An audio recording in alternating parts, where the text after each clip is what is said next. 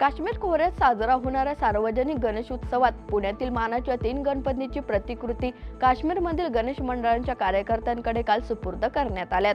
महाराष्ट्रात एनजीओ समितीच्या वतीनं पुण्यात आयोजित राज्यस्तरीय अधिवेशनाच्या उद्घाटन प्रसंगी पद्मश्री पोपटराव पवार यांनी संस्थांना मार्गदर्शन केलंय। ते यावेळी सार्वजनिक क्षेत्रांचे हक्काचे महामंडळ होण्यासाठी ठराव पारित करण्यात आलाय।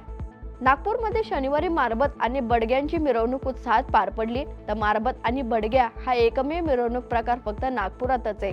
श्रावणी अमावस्येनिमित्त शनी शिंगणापूरमध्ये 5 लाख भाविकांनी दर्शन घेतलंय। तर देवस्थानी योग्य व्यवस्थापन केल्यानं भाविकांना दर्शन सुकर झालंय। गणेशोत्सवाच्या काळात मुंबईतील चाकरमान्यांना कोकणमध्ये जाण्यासाठी मोदी एक्सप्रेस या विशेष रेल्वेची पहिली फेरी शनिवारी मुंबईहून कोकणच्या दिशेने रवाना झाली आहे। धुळ्यात भटक्या कुत्र्यांच्या संख्येवर आळा घालण्यासाठी 2.5 महिन्यात 3,500 मोकाट कुत्र्यांचे निर्बीजीकरण करण्यात आले।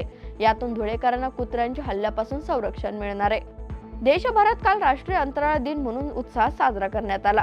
तर खासगी क्षेत्राला परवानगी दिल्यानं आज देशात 350हून अधिक अवकाश स्टार्टअप निर्माण झाले असून लवकरच पहिला PSLV देखील लॉन्च केला जाणार असल्याची माहिती सरकारकडून देण्यात आली आहे।